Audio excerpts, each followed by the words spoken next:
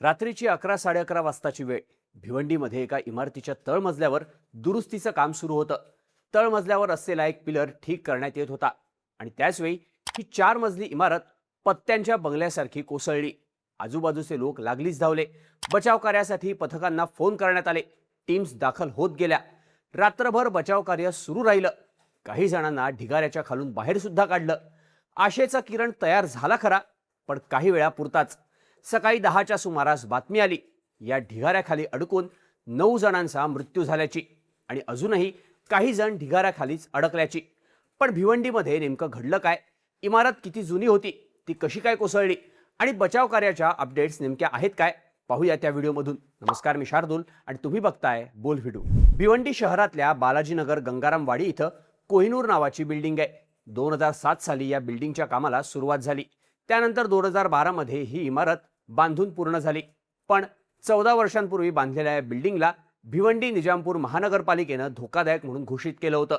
या बिल्डिंगच्या एका विंगमध्ये तळमजला धरून एकूण 4 मजले होते. एका मजल्यावर 12 अशा एकूण 48 खोल्या होत्या. कोहिनूरच्या बी विंगमध्ये गुरुवारी रात्री 8 वाजल्यापासून कट कट असा आवाज येत होता. बिल्डिंग आधीच धोकादायक घोषित झाल्यानं आणि त्यात पाऊस सुरू असतानाच असा आवाज येत असल्यामुळे नागरिकांची भीती वाढली. त्यामुळे काही जणांनी बाहेर पडायला सुरुवात केली. आजूबाजूच्या नागरिकांनी सुद्धा या बिल्डिंग मधल्या नागरिकांची मदत करत त्यांना सुरक्षित स्थळी नेलं. काही माध्यमांनी दिलेल्या बातम्यांनुसार एका बाजूला स्थानिकांच्या मदतीनं बिल्डिंगमध्ये अडकलेल्या लोकांना बाहेर काढायचं काम सुरू होतं, तर दुसऱ्या बाजूला या बिल्डिंगच्या तळमजल्यावर एक पिलर दुरुस्त करण्याचं काम चाललं होतं. या सगळ्यात रात्रीचे 11-11:30 वाजले होते आणि त्याचवेळी ही 4 मजली बिल्डिंग एका क्षणात कोसळली. स्थानिक पत्रकारांनी दिलेल्या माहितीनुसार या बिल्डिंगला धोकादायक घोषित करण्यात आलं होतं, पण तरीही इथे लोक राहत होते. गुरुवारी बी विंगच्या तळमजल्यावर असलेल्या पिलर्सला तडे गेल्याचं लक्षात आलं. त्यानंतर दुरुस्तीचं काम सुरू झालं. हे काम सुरू असतानाच रात्री 8 वाजल्याच्या सुमारास बिल्डिंग एका बाजूला झुकत असल्याचं दिसून आलं. त्यामुळे बिल्डिंगमध्ये राहणारे लोक बाहेर पडत होते. त्यावेळी पालिका प्रभाग समिती क्रमांक 4चे सहाय्यक आयुक्त अरविंद घोगरे हे कर्मचाऱ्यांसह कोहिनूर बिल्डिंग जवळ दाखल झाले. त्यानंतर मोठ्या वेगानं इमारत खाली करण्यात येत होती. पण तळमजल्यावरचं दुरुस्तीचं काम सुरू होतं. त्यामुळे काही कामगार बिल्डिंगमध्येच होते, तर काही कुटुंबीय आपलं राहिलेलं सामान आणण्यासाठी बिल्डिंगमध्ये गेले होते. या भीषण दुर्घटनेत बचावलेल्या 2 कुटुंबियांनी त्यांच्यासोबत घडलेला घटनाक्रम माध्यमांशी बोलताना सांगितला. रात्री पिलरच्या दुरुस्तीचं काम सुरू असताना पहिल्या मजल्यावर अरविंद गुप्ता यांचं कुटुंब होतं. गुप्ता आपली मुलगी आणि पत्नी यांच्यासोबत बाहेर पडायचा प्रयत्न करत होते. ज्यावेळी बिल्डिंगचा ढिगारा खाली पडायला सुरुवात झाली, त्याचवेळी गुप्ता आणि त्यांच्या पत्नी बाहेर पडल्या. पण राहिलेलं सामान सोबत घेऊयात म्हणून पुन्हा घरात गेलेली त्यांची मुलगी कोमल मात्र ढिगाऱ्याखाली अडकली. लागलीच स्थानिक लोक धावले.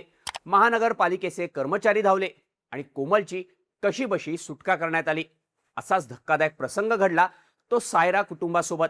सायरा कुटुंब हे कोसळलेल्या कोहिनूर बी विंग मधले रहिवासी.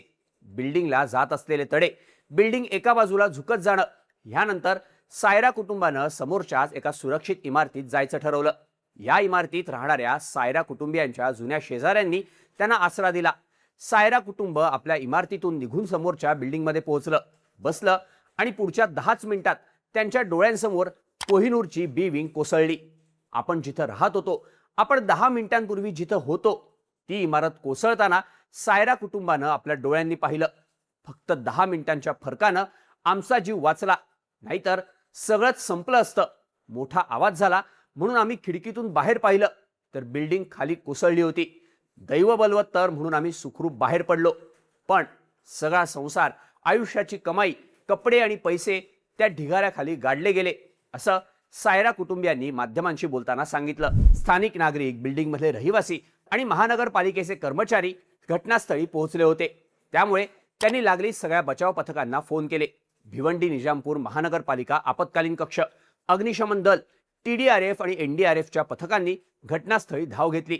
पण या बिल्डिंगकडे जाणारा रस्ता इतका अरुंद होता की अग्निशमन दलाला या कोसळलेल्या बिल्डिंगपर्यंत पोहोचताच येत नव्हतं. या बिल्डिंगपर्यंत पोहोचण्यासाठी शेवटी समोरची जुनी चाळ JCBनं तोडण्यात आली आणि त्यानंतर या बिल्डिंगपर्यंत जाण्याचा मार्ग खुला झाला.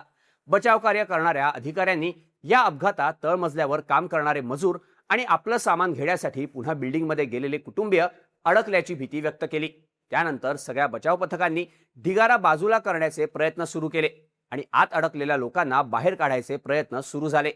अपघात इतका भीषण होता की सकाळपर्यंत एकूण 9 जणांचे मृतदेह बाहेर काढण्यात आले. बाहेर काढलेल्यांपैकी काही मृतदेहांची ओळख सुद्धा पटली नव्हती.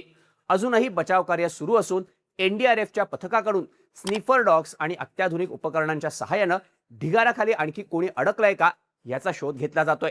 स्थानिकांनी दिलेल्या माहितीनुसार अजून 2 ते 3 जण ढिगाराखाली अडकल्याची शक्यता आहे. राज्याच्या उपमुख्यमंत्री सुनेत्रा पवार यांनी या घटनेवर प्रतिक्रिया दिली आहे.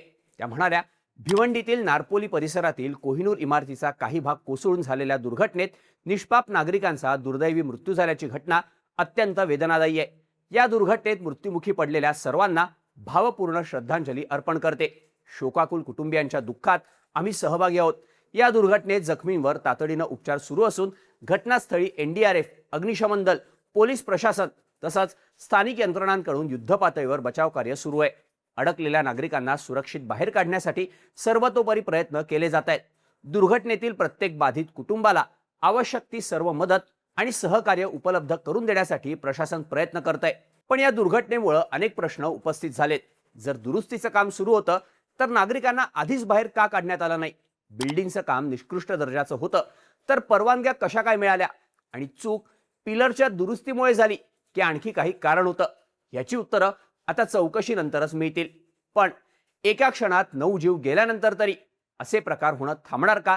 अनधिकृत आणि निकृष्ट दर्जाच्या बांधकामावर कारवाई होणार का? हे पाहणं महत्त्वाचं असणार आहे. या सगळ्याबद्दल तुम्हाला काय वाटतं? याबद्दलच्या तुमच्या प्रतिक्रिया कमेंट करून नक्की सांगा आणि अशाच माहितीपूर्ण व्हिडिओजसाठी बोल व्हिडिओच्या YouTube चॅनलला सबस्क्राईब करायला विसरू नका.